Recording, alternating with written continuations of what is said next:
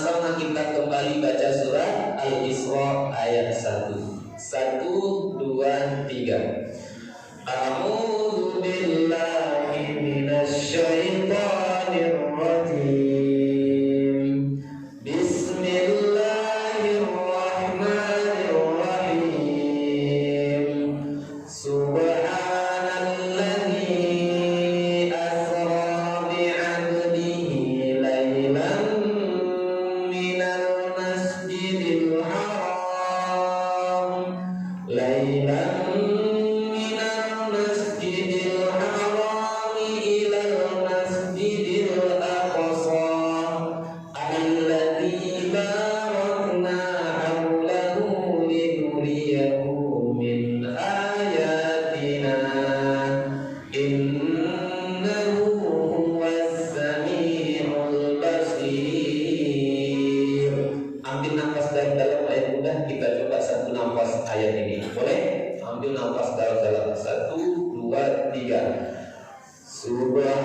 Subhanalladzi asra bi'abdihi lailan minal masjidil haram ilal masjidil aqsa alladzi barakna hawlahu linuriyahu min ayatina innahu huwas sami'ul basir. Nah, di situ sudah berfirman, Subhanalladzi asra bi'abdihi, maha suci Allah yang memperjalankan hambanya di waktu malam. Minal masjidil haram, dari masjidil haram ilal masjidil aqsa, menuju masjid al-aqsa. Alladzi barakna haulahu, yang kami berkahi negeri-negeri yang ada di sekelilingnya. Linuriyahu min ayatina, karena kami hendak memperlihatkan kepada Muhammad itu di antara tanda-tanda kekuasaan kami, kekuasaan Allah maksudnya. Innahu huwas sami'ul basir, sesungguhnya Allah itu zat yang maha as-sami', mendengar, al-basir, maha melihat. Ayat mudah. Saya mungkin takkan berbicara terlalu panjang seputar Isra Mi'raj, karena saya yakin ayah bunda sudah banyak mendengar dari guru-guru kita. Mungkin sebagian kecil saja yang akan saya sampaikan. Nabi Muhammad Isra dan Mi'raj di waktu malam. Paginya selesai Isra dan Mi'raj, Nabi duduk di dekat Ka'bah. Ketika Nabi duduk di dekat Ka'bah, kemudian nampak oleh Abu Jahal. Siapa? Abu Jahal. Kita kenal Abu Jahal ini ayah bunda termasuk salah satu pemimpin Quraisy yang kejam dan bengis kepada aturan Islam dan juga para sahabat Nabi. Abu Jahal ini di antara orang yang disindir oleh Allah dalam surat Al-Alaq ketika kita sampai pada firman Allah, "Ara'aital ladzi yanha 'abdan idza shalla." Arti ayat itu, apa pendapatmu terhadap orang-orang yang mengganggu orang yang sedang melaksanakan sholat? Asbabun nuzul ayat ini, Abu Jahal saking bencinya kepada Nabi, dia berkata, apa katanya? Kalau nanti aku lihat Muhammad sholat sujud di depan Ka'bah, maka akan aku seret-seret kepadanya dan akan aku injak-injak tubuh Muhammad itu. Saking bencinya Abu Jahal kepada Nabi. Paginya setelah selesai Isra Mi'raj malamnya, Abu Jahal melihat Nabi yang duduk bermenung di dekat Ka'bah. Lalu ditanya oleh Abu Jahal, Muhammad, kau ini kok tampaknya seperti orang kebingungan, kata Abu Jahal. Ada apa engkau? Biasanya kau semangat, biasanya kau semangat dan lain sebagainya.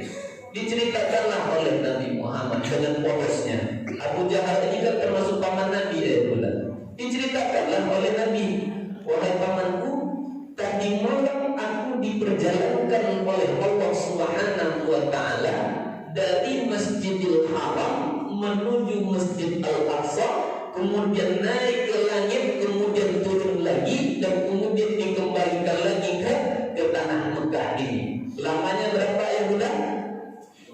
Lamanya berapa? 1 malam. Apa saja yang kau lakukan tadi malam? Aku berjalankan dari Masjidil Haram menuju Masjid Al-Aqsa. Di Masjid Al-Aqsa kemudian aku sholat. Ayah bunda, macam mana sholatnya tak perlu diperintahkan. Orang kan hari ini kan banyak bertanya, macam mana Nabi sholat ketika itu? Padahal kan perintah sholat belum ada, tak perlu ditanyakan. Orang hari ini banyak bertanya tentang perkara agama yang tak penting. Nabi Adam dengan Siti Hawa ketika menikah, apa maharnya katanya? Seperangkat alat sholat, cincin kah, dan lain sebagainya.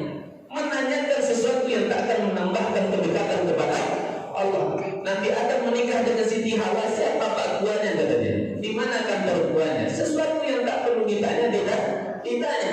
Maka ya bunda, saya jelaskan juga sedikit. Nabi sholat di Masjidil Al-Aqsa itu apakah seperti sholat kita hari ini? Wallahu a'lam bishawab.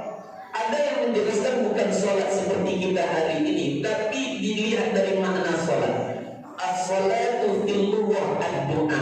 Sholat dari sisi bahasa yaitu doa. Nabi berdoa kemudian diaminkan oleh nabi-nabi yang lainnya. Aku sholat kemudian aku dinaikkan ke langit. Aku berjumpa dengan Nabi Adam, aku berjumpa dengan Nabi Isa, aku berjumpa dengan Nabi Ibrahim. Bahkan aku diperjumpakan dengan Allah Subhanahu wa ta'ala. Kemudian dapat perintah yaitu sholat sebanyak berapa? Sebanyak 50 kali dalam sehari. Aku turun sehingga aku berjumpa dengan Nabi Musa. Nabi Musa mengikatkan aku, umatmu takkan sanggup sholat 50 kali dalam sehari. Naiklah lagi menghadap kepada Allah, minta diskon sampai 5 dikurang sampai akhirnya 5 kali. Akhirnya disyaratkan lagi oleh Nabi Musa, naiklah lagi minta kepada Allah. Itu pun masih berat bagi umatmu, wahai Muhammad. Betul tak ya bunda? Betul tak masih berat kadang-kadang bagi umat Nabi Muhammad, kita umat Nabi Muhammad salat 5 waktu? Betul tidak? Ayo bunda, kita tanya, perhatikan. Ada tak di antara anak-anak kita yang belum juga sholat 5 waktu? Ada tak anak perempuan kita, anak bujang kita, bahkan suami kita, atau kadang-kadang istri kita masih juga meninggalkan sholat? Berat bagi umatmu, wahai Muhammad, kata Nabi Musa. Di sini kita belajar ayat bunda. Nabi Muhammad ini ternyata orang yang mau menerima masukan dari orang lain. Ini pelajaran. Nabi Muhammad itu orang yang mau menerima nasihat dan masukan dari orang lain. Jangankan dari yang sekelas Nabi, dari manusia biasa saja Nabi mau menerima masukan. Contoh ayat bunda.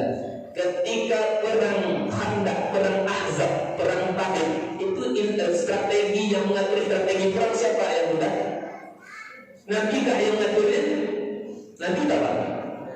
Yang mengatur bagaimana strategi perang Taif itu siapa yang mengatur?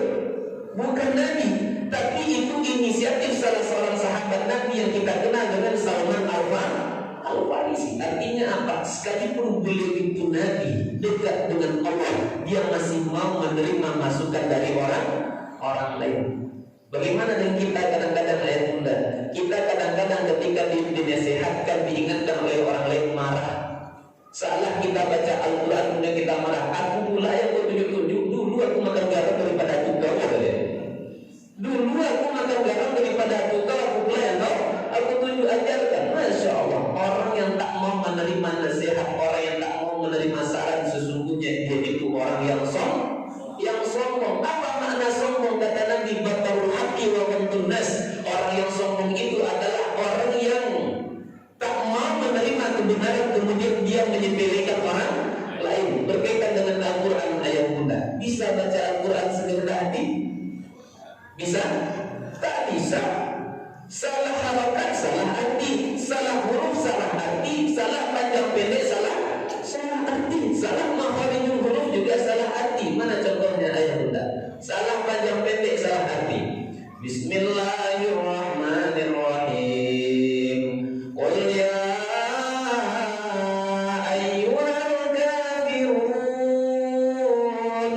la a'budu ma ta'budun wa la antum 'abiduna ma a'budu. First choice, pilihan pertama.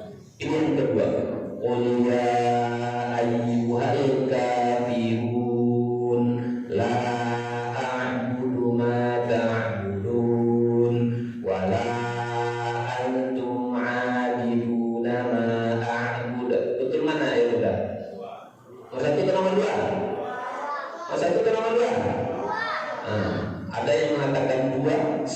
mengatakan dua, separuh diam tak bersuara. Dan tak satu atau yang dua. Ayat muda yang dirahmati Allah. Mana yang betul? Kalau kita katakan betul nomor dua, berarti salah nomor satu. Kita lihat artinya ayat muda. Qul ya ayyuhal kafirun la a'budu ma ta'budun. Lam kalau dibaca pendek artinya sungguh. Maka kalau kita artikan Al-Quran menurut cara baca yang barusan, qul ya ayyuhal kafirun, Muhammad katakanlah kepada orang kafir, apa yang aku katakan ya Allah, la a'budu ma ta'budun. Hai orang kafir, sungguh aku menyembah apa yang kamu sembah. Hai orang kafir, aku menyembah apa yang kamu sembah. Kalau lam dibaca pendek, tapi kalau lam dibaca panjang, la a'budu. Hai orang kafir, tidaklah aku menyembah apa yang kamu sembah. Yang betul yang mana ayat muda? Aku menyembah atau aku tidak menyembah? Aku tidak menyembah. Perhatikan, kadang-kadang kita salah azan ayat muda. Allahu Akbar, Allahu Akbar, sampai nanti kepada syahadat. Asyhadu an la ilaha illallah. Asyhadu an la ilaha illallah. Lam dipendekkan, padahal sesungguhnya lam panjang. Asyhadu an la ilaha illallah. Kalau lam dibaca pendek artinya apa? Aku bersaksi sungguh yang Tuhan itu selain Allah. Kalau lam dibaca pendek. Tapi kalau lam dibaca panjang, sungguh aku bersaksi tidak ada Tuhan kecuali Allah. Salah harokat, salah arti. Qul a'udzu birabbin nas, ujungnya minal jannati wan nas. Betul salah bu? Ada yang ustaz betul atau salah? Yang betulnya apa? Jinnati. Apa bedanya jannati dengan jinnati? Hurufnya kan sama. Jannati, jinnati, jannati, jinnun ta, jinnati, jinnun ta, sama hurufnya. Tapi yang membedakan apa? Harokatnya. Satu ja, satu ji. Jannati artinya surga. Kalau jinnati artinya jin. Surga ya surga. Jin kebanyakan di dalam neraka. Di dalam neraka. Tak bisa baca Al-Quran sekehendak hati. Kadang-kadang dialek bahasa pun berpengaruh terhadap ayat Al-Quran yang kita baca. Ayat muda. Orang payah unggah mudiat sedikit dan mendamang Bima, Bali, NTT, Aceh, India. Ini berat menyebut huruf K. Jawa Timur, Jawa Tengah, Jogja berat menyebut huruf Ain. Jawa Barat berat menyebut huruf Fa. Jawa Timur, Jawa Tengah, Jogja menyebut Ain kadang-kadang dengan Nga, menyebut huruf H kadang-kadang dengan K. Saya tahu kenapa 4 bulan di Jawa Timur, 2 tahun di Jogja. 3 minggu pertama saya tinggal di Pakai Kediri, saya tak sanggup sholat berjamaah kecuali zuhur dengan asar. Maghrib isya subuh saya tak bisa. Ayat muda. Kenapa saya tak bisa? Maju Pak Imam ke depan. Setelah Pak Imam maju ke depan dipimpin sholat berjamaah. Allahu Akbar. Alhamdulillahi Rabbil Alamin. Ar-Rahmanir Rahim. Maliki Yaumiddin. Iyyaka na'budu wa iyyaka nasta'in. Ihdinas siratal mustaqim. Siratal ladzina an'amta 'alaihim ghairil maghdubi 'alaihim waladdallin. Pak Imam tak semangat, tapi makmum semangat, dijawab dengan amin yang sebat-batnya. Amin.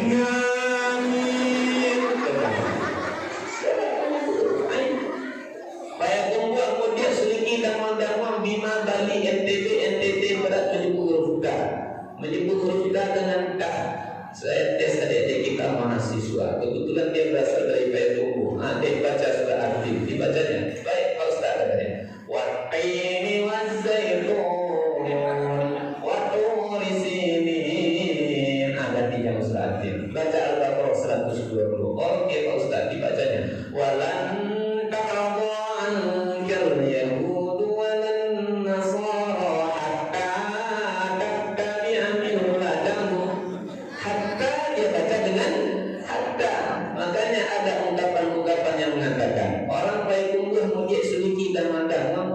Pekanbaru naiknya oto dinding. Tiba di Pangkalan Baganda, bunyinya tundang katanya.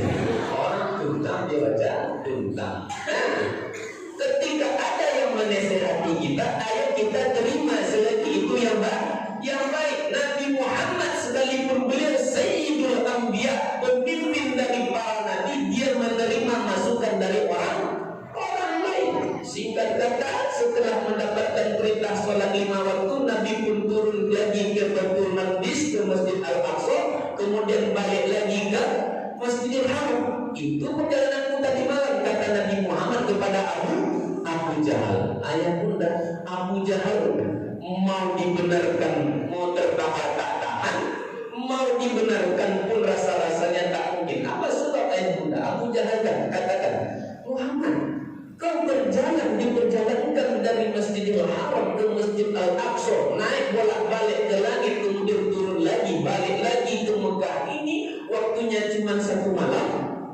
1 malam. Padahal dengan kuda-kuda terhebat kami, kata Abu Jahal, dari Mekah ke Palestina itu ditempuh dalam waktu sebulan sampai 40 hari lamanya. 40 hari pergi, 40 hari balik. Sekarang kau katakan kau bolak-balik dari Mekah ke Palestina hanya satu malam. Tak mungkin ini, kata Abu Jahal. Tapi Abu Jahal ketika itu ayah bunda dia dapat strategi. Apa kata Abu Jahal? Ini akan habis agama Muhammad hari ini. Apa kata Abu Jahal? Muhammad, mau tak kau ajak agar aku kumpulkan orang-orang, lalu kau sampaikan kepada banyak orang apa yang terjadi tadi malam. Nabi Muhammad dengan polosnya pun mengatakan, maulah, karena ini kan juga ayat pula yang dirahmati Allah. Senang hati Abu Jahal, Pak. Senang. Dia mengajak Nabi mengumpulkan orang banyak, tujuan sebenarnya cuma satu, ingin menghabisi Nabi Muhammad. Dia yakin orang pasti takkan menerima kebenaran peristiwa Isra dan Mi'raj. Dibawa Nabi Muhammad digandeng menuju Jabal Abi Qubais. Jabal Abi Qubais itu dekat di belakang Bukit Sofa kalau tak salah ayat kita. Orang kalau sudah naik ke Jabal Abi Qubais di masa itu, ini pertanda ada perkara penting yang ingin disampaikan. Dan yang naik ketika itu bukan sembarang orang. Yang pertama Abu Jahal, pemimpin Quraisy, berkumpullah orang-orang kafir. Yang kedua Nabi Muhammad juga ada di sana sebagai pemimpin bagi orang-orang yang beriman. Naiklah mereka berdua. Setelah mereka naik berdua, orang pun mulai berkumpul. Berarti ada perkara penting yang akan disampaikan. Orang siap-siap semuanya untuk menerima apa yang disampaikan. Ayat bunda yang dirahmati Allah, terlebih dahulu disebar info di grup WhatsApp. Nanti kita akan berkumpul di Jabal Abi Qubais. Masuklah ke grup WhatsApp, banyaklah orang yang datang di saat itu juga. Disebar informasi pun di Facebook. Ayat bunda, tapi tak perlu ditanya macam mana Facebooknya orang dapat. Berkumpul semua orang, lalu Abu Jahal pun berbicara. Ya ma'syar Quraisy, wahai orang Quraisy, wahai masyarakat Quraisy, ada perkara penting yang ingin disampaikan oleh Muhammad kepada kita. Apa dianya? Silakan engkau sampaikan wahai Muhammad, kata Abu Jahal. Berceritalah Nabi Muhammad sepanjang-panjangnya apa yang dia saksikan tadi malam. Belum selesai Nabi Muhammad cerita, Abu Jahal turun. Dia mendatangi tempat pemuka-pemuka Quraisy yang lagi nongkrong. Dia telah tahu bagaimana ini agama Muhammad hancur nih. Takkan mungkin ada orang yang mau menerima kebenaran peristiwa Isra dan Mi'raj. Turun Abu Jahal, kemudian dia cari tempat pemuka-pemuka Quraisy yang sedang nongkrong, yang sedang minum. Pada dia bilang. Ketika dia mendatangi Darun Nadwah, tempat berkumpulnya pemuka Quraisy, dia katakan, wahai tokoh-tokoh Quraisy, agama Muhammad akan hancur, akan hilang di tanah kita. Apa sebab? Aku nak sampaikan perkara penting. Apa dianya? Muhammad katakan sama saya tadi bahwasanya tadi malam dia melakukan peristiwa yang disebut dengan Isra dan Mi'raj. Bolak-balik dia dari Mekah ke Madinah hanya satu malam. Padahal semua kita tahu mustahil perjalanan ini ditempuh dalam satu malam. Diterima oleh muka-muka Quraisy. Yang Muhammad gila nih, tak mungkin ini. Tapi Abu Jahal ada yang menghambat dalam hatinya.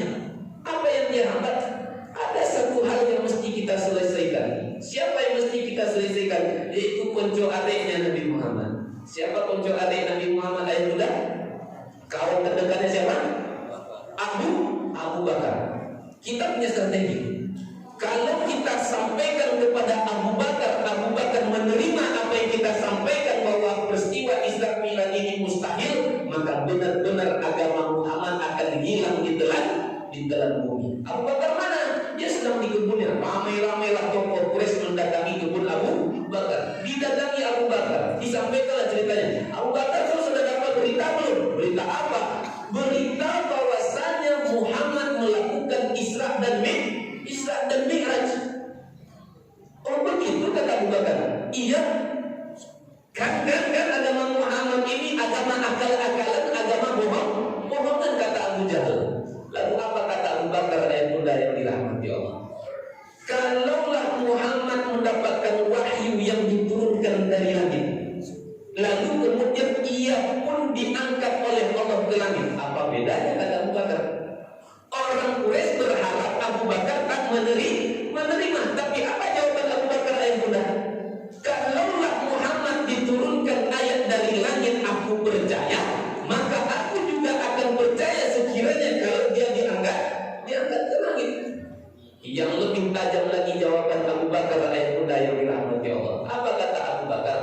Kalaulah aku melihat tembok warnanya putih, kata Abu Bakar. Kalau aku lihat tembok warnanya putih, kemudian Muhammad menegur aku, Abu Bakar, itu tembok warnanya bukan putih tapi hitam. Apa yang akan aku lakukan? Pasti akan aku katakan, oh ya itu tembok itu hitam, kata Abu Bakar. Akan aku dustakan pandangan mataku dan akan aku benarkan apa yang disampaikan oleh Nabi Muhammad Sallallahu Alaihi Wasallam. Kira-kira senang atau kecewa orang kafir Quraisy ya bunda? Kecewa. Ternyata dia tidak bisa mendustakan Abu Bakar akan kebenaran Nabi Muhammad Sallallahu Alaihi Wasallam. Ayat bunda yang dirahmati Allah. Kalaulah kita ada di masa itu ayat bunda, kira-kira kita ikut kelompok Abu Jahal atau kelompok Abu Bakar? Tak kuat bunyinya lah, bukan saya betul ya. Ikut Abu Bakar atau Abu Jahal kita ayat bunda? Tak yakin saya. Ayat bunda yang dirahmati. Kita aja dengan gara-gara Indomie bisa berubah keyakinan kita. Dulu sepakat semuanya akan mengikuti ulama, ikuti arah ulama kemana, ikuti arah ulama kemana. Ternyata di hari ini tentukan disiram dengan 100.000 berubah haluan. Waliyahzubillah. Makanya tak gampang menjadi sahabat. Makanya sahabat-sahabat itu begitu dipuji oleh Allah, dimuliakan oleh Nabi. Makanya apa kata Nabi? La tasubbu ashabi. Janganlah kalian sesekali menyakiti sahabatku, kata Nabi. Apa sebab? Kalaulah kalian menginfakkan emas yang besar sebesar bukit Uhud, maka itu tak akan bisa menyaingi keutamaan sahabatku, kata Nabi. Ayat bunda yang dirahmati Allah. Akhirnya Abu Bakar pun berangkat menuju Nabi yang tadi ada di Jabal Abi Qubais. Orang kan masih mengurumuni Nabi Muhammad SAW.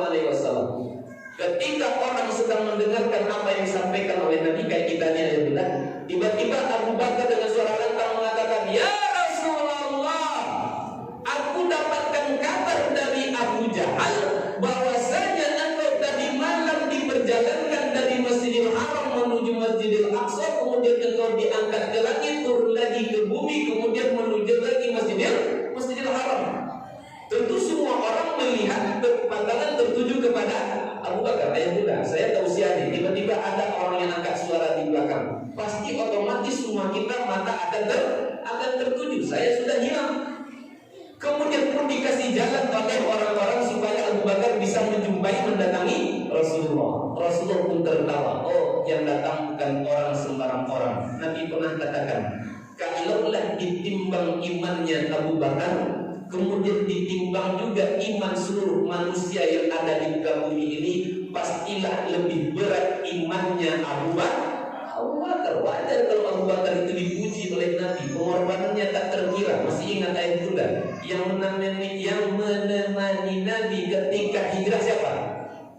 Abu Bakar. Banyak peristiwa yang luar biasa. Sebelum hijrah ke tanah Madinah, mereka kan sempat bersembunyi di gua apa? Di gua apa? Di gua Hira atau di gua Tur? Gua Hira atau gua Tur?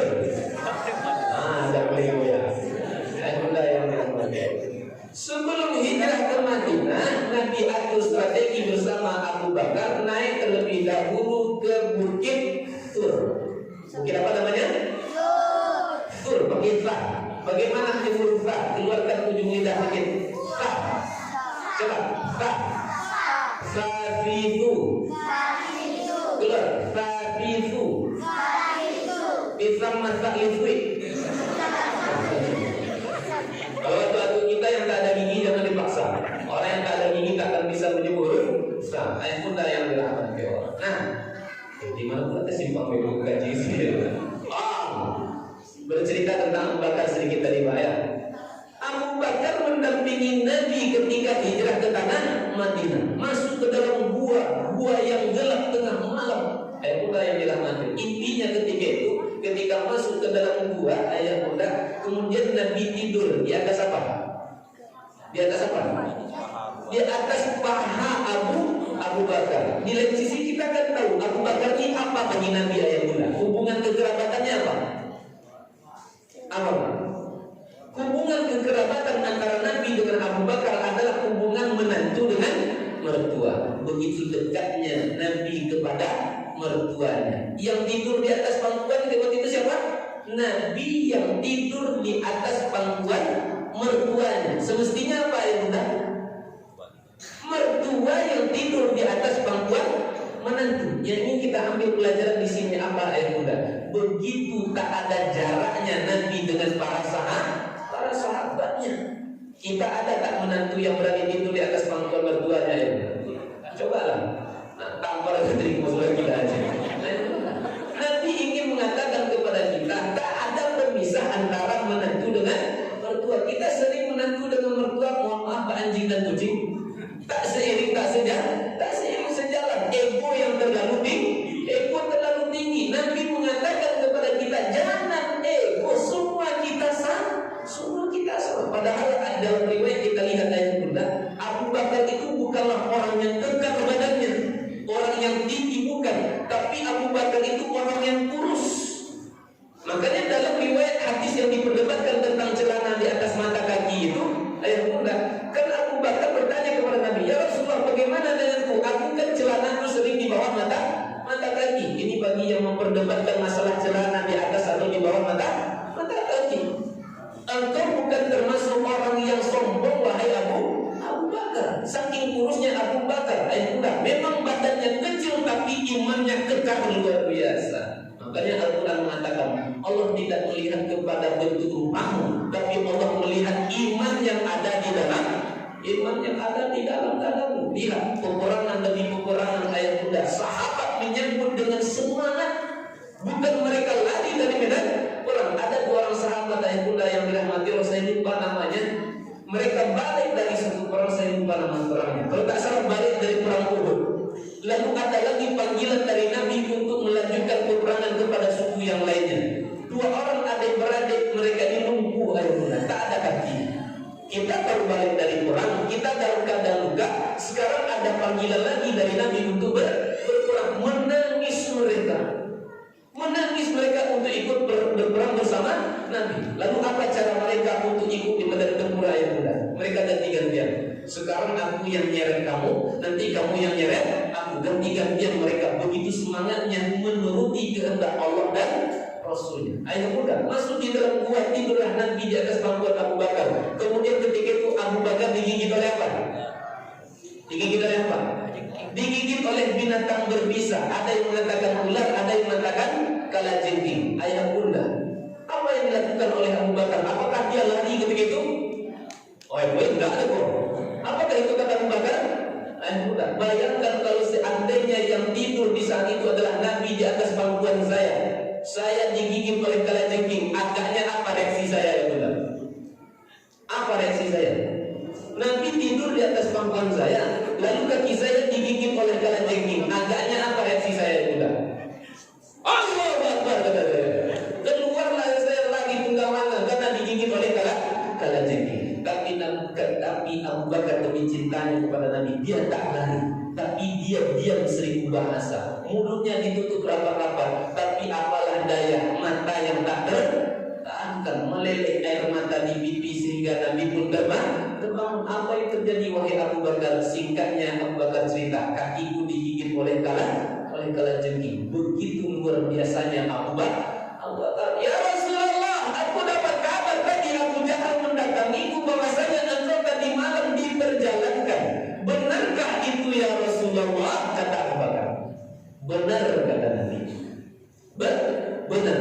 Lalu apa kata Abu Bakar? Abu Bakar yang ingin dilakukan oleh Abu Bakar ya Bunda, supaya orang-orang kafir ini diam tak lagi berbicara, supaya sahabat-sahabat yang goyang imannya tadi semoga kembali lagi kepada iman yang kokoh. Lalu apa kata Abu Bakar? Ya Rasulullah, engkau pergi ke Masjidil Haram, engkau berangkat ke Palestina, tentu engkau melihat dan paham apa yang ada di Palestina, apa yang ada di Masjidil Al-Aqsa. Berkenankah engkau Rasulullah menceritakan apa yang engkau lihat kepada kami semuanya? Kami panggil tokoh-tokoh Quraisy yang bolak-balik ke Palestina. Orang Quraisy kan tahu ayah bunda, Nabi Muhammad kan tak pernah sebelumnya sekalipun juga menginjakkan kaki di tanah Palestina. Abu Bakar menginginkan, ya Rasulullah, kalau kamu memang benar jalan tadi malam, tolong sampaikan kepada kami apa yang engkau saksikan, khususnya Palestina dan Masjid Al-Aqsa.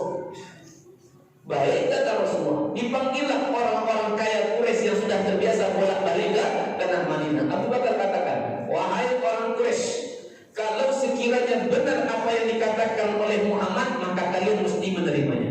Tapi kalau sekiranya ada satu kesalahan yang disampaikan oleh Muhammad, kalian berhak untuk mengingkari apa yang disampaikan oleh Muhammad. Oke? Diceritakanlah oleh Nabi Muhammad semuanya dalam riwayat dalam kitab Ar-Rahimul Maktum yang ditulis oleh Syekh Sofiur Rahman Al-Mubarakfuri. Allah bukakan pandangan Nabi Muhammad SAW. Lalu Nabi Muhammad menceritakan kepada rakyat Quraisy apa yang terjadi, apa yang ada di tanah Palestina. Pintu masuk gerbang kotanya seperti ini, tiang-tiang masjidnya seperti ini. Ayah bunda yang dirahmati Allah. Kalau di masa itu ayah bunda tentu orang masih tak percaya agaknya, melainkan kalau ada ilmu dari Allah. Kalau hari ini kan gampang-gampang saja. Ibu tanya sama saya, Ustaz tak pernah ke Palestina, sekalipun saya belum, tapi saya bisa menjelaskannya. Melalui apa? Saya searching nanti di Google.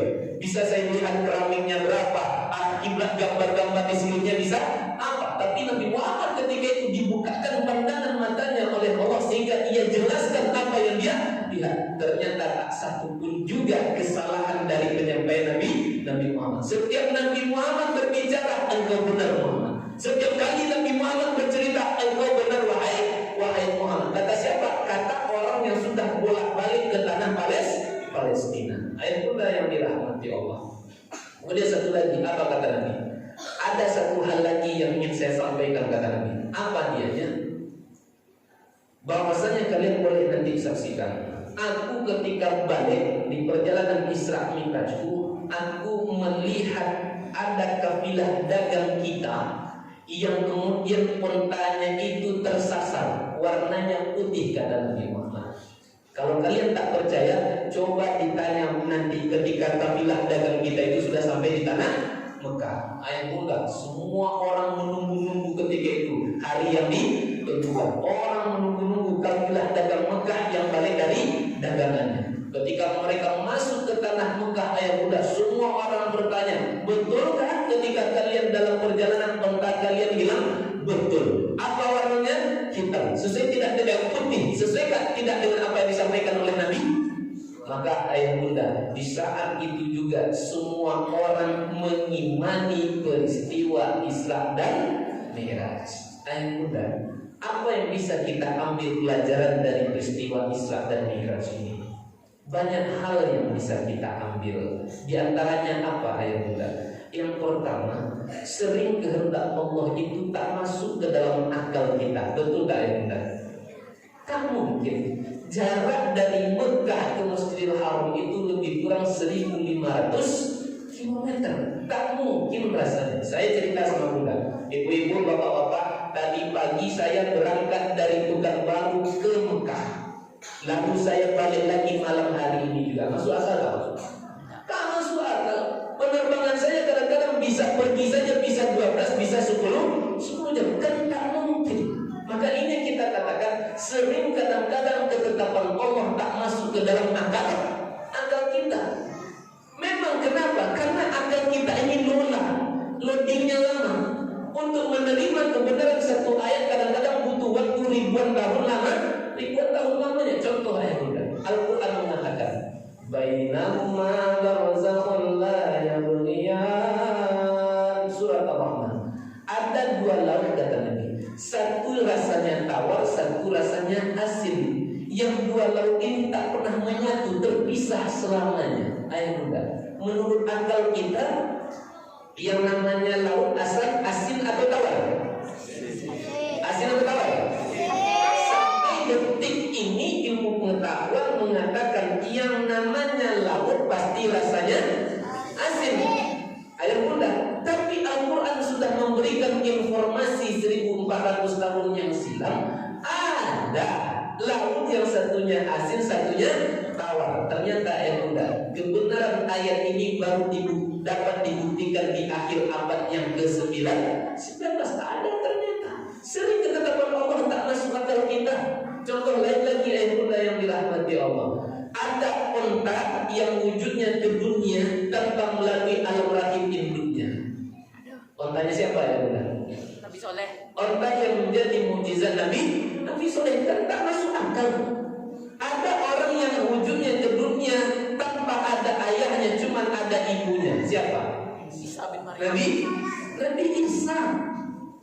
Allah apabila berkehendak tak ada yang berat bagi Allah. Allah apabila berkehendak cukup mengatakan kun fayakun. Maka apa hikmahnya ya bunda? Kalau ada ketetapan Allah yang tak masuk ke dalam akal kita, yuk sama-sama kita sambut dengan sami'na wa ata'na. Kami dengarkan kemudian kami taati, bukan seperti orang kafir. Orang kafir memang sami'na juga awalnya, tapi yang keduanya bukan wa ata'na tapi wa asayna. Sami'na kami dengarkan kata orang kafir, wa asayna tapi kami mengingkari. Maka yang bunda, apapun ketetapan Allah yang berlaku pada diri kita, mau dia masuk akal maupun tak masuk akal, maupun dia ringan ataupun berat, terima saja. Jangan cari-cari alasan. Allah suruh kita untuk sholat, kerjakan. Allah suruh kita meninggalkan judi, tinggalkan. Allah suruh kita meninggalkan riba, tinggalkan. Apa sebab? Riba itu kan besar-besarnya. Al-Quran katakan, wa halallahu al-bai'a wa harrama riba. Allah menghalalkan jual beli kemudian mengharamkan riba. Nabi pesankan juga, ar-riba thalatha wa sab'una abwab. Riba itu ada 73 tingkatan dosanya. Aisyah seringan-ringan dosa bagi para pelaku riba. Ayat rajulu ummataha, sama dengan seorang laki-laki yang berzina dengan ibu kandungnya. Berzina laki-laki biasa dengan wanita biasa itu sudah termasuk dalam kabair, dosa-dosa besar. Sekarang dia berzina dengan ibu kandungnya. Ayat udah, semakin ringan atau semakin berat siksanya? Semakin berat, tak usah dibayarkan azab yang berat. Azab yang ringan saja kita tak mampu. Nabi katakan, inna ahwana ahli nari azaban yaumil qiyamah la rajulun tudau fi ahmasi qadamaihi jumlatun yula min hadimahu. Seringan-ringan azab yang akan diterima seorang hamba di yaumil kiamat kelak, ditaruh para api yang amat sangat kecil di telapak kakinya. Apa akibatnya? Melelehlah otaknya dibuatnya. Ini yang pertama ya bunda. Yang mesti kita pahami adalah apabila ada ketetapan Allah, mau dia berat ataupun ringan, mau dia masuk akal ataupun tidak, ayo kita kerjakan, ayo kita terima, sambut dengan sami'na wa ata'na. Yang kedua ya bunda, lihat belajar kita dengan sahabat Nabi. Ketika begitu dahsyatnya upaya untuk merusak keimanan mereka, apakah mereka meninggalkan Nabi? Ya bunda, diuji mereka dengan kemiskinan, diboikot mereka, apakah mereka meninggalkan Nabi? Tidak. Justru semakin mereka diuji, semakin kokoh keimanan yang ada di dalam dada kita. Apapun lah ujiannya, mereka tak mau meninggalkan baginda dan mulia Nabi Muhammad sallallahu alaihi wasallam. Jangan pernah kita tinggalkan Nabi. Ikuti dan amalkan aturan-aturan syariat yang sudah ditetapkan oleh Nabi Muhammad sallallahu alaihi wasallam. Yang ketiga bunda, yang bisa kita ambil hikmahnya, bahwasanya di antara perkara terpenting dalam peristiwa Isra Mi'raj itu adalah mengenai sholat. Perkara sholat saya yakin kita semua tahu akan dalil-dalilnya. Pentingnya sholat, Nabi katakan sholat itu tiang agama. pentingnya sholat Nabi katakan bahwasanya man taraka sholata muta'ammidan faqad kafara jihara. Orang yang meninggalkan sholat secara sengaja maka dia sungguh sudah kafir secara nyata. Ayat udah mohon maaf. Makanya ulama ada yang mengatakan kalau ada orang yang meninggalkan sholat berasal dari hadis yang kita sebutkan tadi, maka bisa jatuh ke dalam lembah kekafiran. Orang kalau sudah kafir ayat bunda dua risiko yang akan dia terima. Mana dua risiko? Satu duniawi, dua ukhrawi. Duniawinya berapa? Ada 7. Ukhrawinya berapa? Tak sampai 7, cuma 1. Mana 7 duniawi hukuman bagi orang yang meninggalkan sholat ketika dia bisa jatuh ke dalam lembah kekafiran? 1, dia tak berhak menjadi wali dalam pernikahan anaknya. 2, dia tak berhak menikah dengan wanita muslimah. 3, dia tak perlu diurus jenazahnya kalau dia meninggal dunia. 4, dia tidak halal sembelihannya. 5, dia tidak boleh masuk ke dalam kota suci Mekah Al-Mukarramah. 6, dia tidak boleh mewariskan. 7, dia tidak boleh menerima warisan. 7 duniawi. Ukhrawinya tak sampai 7, cuma 1. Akan Allah campakkan dia masuk ke dalam neraka Saqar. Allah berfirman, "Ma salakakum fi saqar? Qalu lam nakum minal musallin." Wahai hamba-hambaku, kata Allah, kenapa kalian kok bisa berada dalam neraka Saqar? Orang yang ada dalam neraka Saqar menjawab, "Lam nakum minal musallin." Dulu di dunia kami tidak sholat. Ayat mudah, orang yang sholat saja bisa celaka masuk ke dalam neraka, apalagi orang yang tak sholat sama sekali. Al-Quran sudah katakan, fawailul lil musallin alladzina hum an sholatihim sahun. Maka neraka, maka siksa bagi orang yang sholat. Siapa? Yaitu mereka yang lalai. Di antara bentuk kelalaiannya apa? Dia tidak mau sholat berjamaah. Penting sholat berjamaah itu. Kalau kita bahasnya ada satu tema lagi khusus berkaitan dengan pentingnya sholat berjamaah. Lebih dari 15 dalil yang menjelaskan pentingnya sholat berjamaah. Satu di antara yang 15 Nabi bersabda, "Man sami'an nida falam ya'tihi fala sholata lahu illa min uzrin." Orang yang sampai suara azan ke telinganya tapi dia enggan tak mau memenuhi panggilan azan untuk melaksanakan sholat berjamaah, sekalipun dia sholat, kata Nabi, sekalipun dia sholat tapi sholat sendiri-sendiri, tidak berjamaah, tak mau dia ke masjid, wala sholat lahu, sekalipun dia sholatnya tak akan diterima oleh Allah, illa min uzrin, kecuali kalau ada uzur. Mana contoh uzurnya? Hujan yang selebat-lebatnya, sakit yang sesakit-sakitnya, ini uzur bisa diterima. Tapi kalau sekiranya hujan tidak, sakit pun tidak, dia tahu ada panggilan azan, tak mau dia sholat berjamaah, sholatnya tak akan diterima oleh Allah Azza wa Jalla. Bak pepatah orang Minang, senasib mentimun bungkuan, masuk keranjang lain, masuk ekongan, masuk ekongan tidak. Alhamdulillah karpet kita Masya Allah 1 meter berapa tadi yang terima enak? 750.000, Masya Allah Pak, mahal. Kalau tak salah di sebanyak ini masjid di ujung Batu, di antaranya ini yang mesti yang pakai AC, Pak. Betul tak Pak? Banyak Pak ya. Berarti saya tahu ujung Batu. Banyak takut baru kayak Pak. Soalnya saya kan kalau tak salah 10 tahun tak ujung Batu. Banyak masjid di ujung Batu ini tapi tak pakai AC. Tapi alhamdulillah masjid kita ini pakai AC.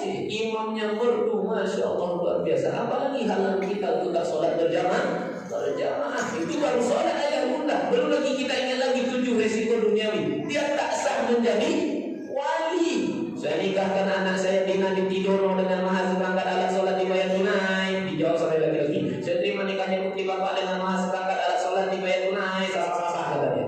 Saksi semuanya mengatakan sah. Padahal dia lupa bahwasanya perwalian orang kafir itu tidak sah. Ayat bunda bertanya, mohon maaf.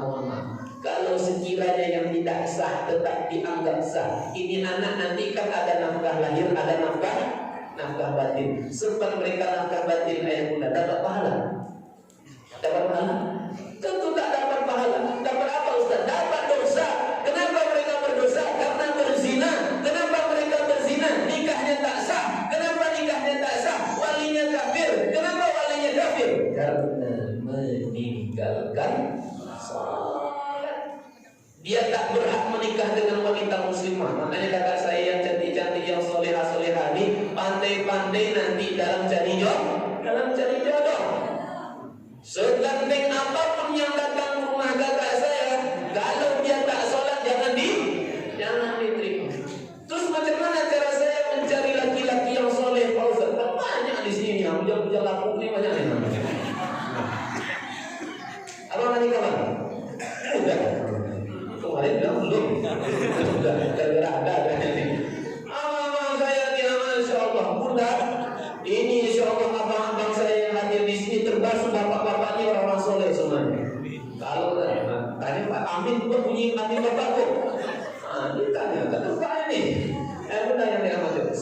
nanti abang-abang saya ini datang ke rumah bunda nak meminang anak gadis bunda, kalau boleh saya berfatwa ya bunda, haram menolak pinangan laki-laki yang soleh. Apa sebab? Berangkat dari hadis Nabi yang mengatakan, idza ja'akum man tardawna dinuhu wa khuluquhu fazawwijuhu illa takun fitnatun fil ardi wa fasadun kabir. Apabila datang ke rumahmu seorang laki-laki yang soleh, engkau kenal baik agamanya, mulia akhlaknya, maka nikahkanlah dia dengan anak gadismu, kata. Illa jika kamu enggan tak mau menerimanya, takun fitnatun fil ardi wa fasadun kabir, akan terjadi kerusakan di muka bumi. Makanya kata kakak saya, kalau datang laki-laki ke rumah kakak saya, selagi dia soleh, selagi dia sholat, terima, jangan ditolak. Apa sebab? Pisang tak akan berbuah dua kali. Oh Ustaz, dia memang soleh Ustaz, tapi dia belum ada pekerjaan tetap lagi Ustaz. Bunda pun berkomentar, nanti kamu nak kasih makan apa anak saya? Bunda, ingin saya katakan, Bunda, saya sama abang-abang saya yang ganteng-ganteng ini, semua kita sama. Samanya di mana Pak Ustaz? Sama-sama pemakan rezeki. Semua kita sama-sama pemakan rezeki. Yang memberi rezeki siapa ya Bunda? Allah yang memberi rezeki. Yang kita tolong siapa? Bukan orang lain, anak menantu kita sendiri. Bapak ibu yang pelit sama anak-anaknya pun nanti akan pelit kepada kedua orang tuanya. Percayalah ya Bunda, saya percaya dengan hukum karma. Faman ya'mal mithqala dzarratin khairan yarah, wa man ya'mal mithqala dzarratin syarran yarah. Kenapa hari ini ya Bunda, saya lihat, kenapa hari ini anak laki-laki kita sering sembunyi-sembunyi ketika ingin berbagi kepada ayah bunda dari istrinya? Kenapa? Karena dulu barangkali ketika kita ingin berbagi kepada kedua orang tua kita takut-takut pilih-pilih. Hati-hati. Makanya ayah bunda yang terima saja. Oh Ustaz, memang dia sholat tapi dia tak punya rezeki. Allah yang memberi rezeki. Oh Ustaz, ini kaya dia Ustaz, macam-macam mobil yang dia bawa ke rumah Ustaz. Kemarin Fortuner, kemarin yang lagi Blender Ustaz, macam-macam. Apa pula merek mobilnya, Fortuner, Blender, apa pula mobilnya, selagi dia tak sholat Bunda, jangan diterima. No, jangan diterima. Apa sebab? Karena Allah saja berani dia menelantarkan, apalagi anak gadis kita. Ayah bunda, demikian dapat saya jelaskan. Mohon maaf atas segala kesalahan dan kehilafan. Banyak hal yang bisa kita ambil dari peristiwa Isra dan Mi'raj. Yang pertama tadi apa? Apapun ketetapan Allah sekalipun tak masuk ke dalam akal kita sahur dengan sami'na wa ata'na. Yang kedua, belajar kita dengan sahabat-sahabat nan mulia. Begitu berat ujian keimanan mereka untuk menerima kebenaran agama Islam, mereka tak pernah lari dari ajaran Nabi nan mulia. Yang ketiga ya bunda yang dirahmati Allah, jangan pernah menganggap remeh perkara sholat. Apa sebab?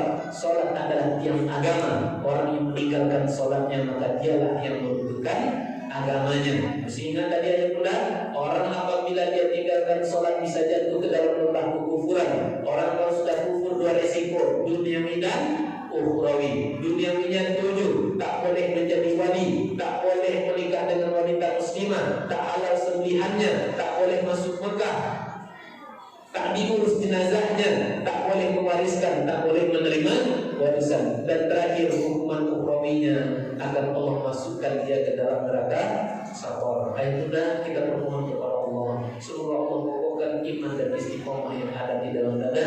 Kita amalkan nilai-nilai Al-Quran dan kita tahu amalkan juga nilai-nilai yang sudah ditunjuk ajarkan oleh baginda yang mulia Nabi Muhammad SAW. Mohon maaf atas segala kesalahan kehilafan. Terima kasih atas segala perhatian. Wabillahi taufiq wal hidayah. Wassalamualaikum warahmatullahi wabarakatuh. Sebentar, Pak Ustaz.